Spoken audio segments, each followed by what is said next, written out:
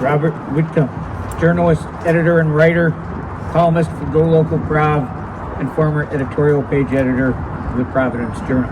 Bob. Good afternoon. I'm going to say a few words about journalism in dangerous places. It's impossible for a country to have freedom and democracy without a journalism free of government control, as Ukrainians and Russians themselves know.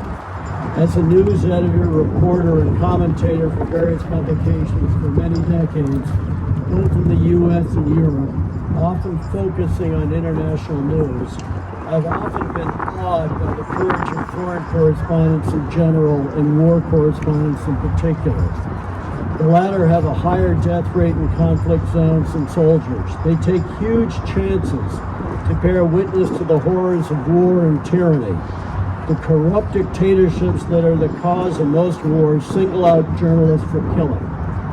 Tyrants want to keep the outside world from knowing the extent of their brutality and seek to scare away and/or kill or jail opponents. We've seen amazing examples of journalist courage under intense fire in Putin's invasion of Ukraine, with Russian missiles and bombs dropping, tanks and artillery firing, and the threat of chemical warfare. These news people soldier on to bring us the reality of a despot's aggression. The BBCs and other war correspondents are prime examples of the courage involved in covering this. Every day we see them on TV or online, risking their lives in the biggest conflict in Europe since World War II. But then war correspondents, in their coverage of Russian assaults on Syrians, Chechens, and Georgians, have before warned us this is how Putin operates. And consider the brave journalists who try to cover events within nations ruled by dictators, such as Russia, Iran, Saudi Arabia, dozens more.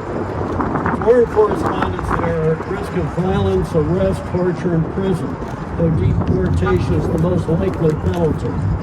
But of course, the most at risk are citizens of those countries trying to practice honest journalism. News people from abroad have a certain protection from their home governments that locals don't have. Which gets me to a core benefit of free expression in a vibrant news media.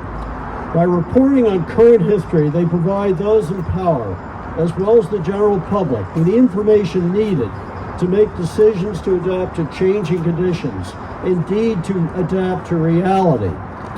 Nations with heavy censorship and where fear of the dictator make even high officials unable and/or unwilling to face the truth are so rigid that they lack the flexibility to change course.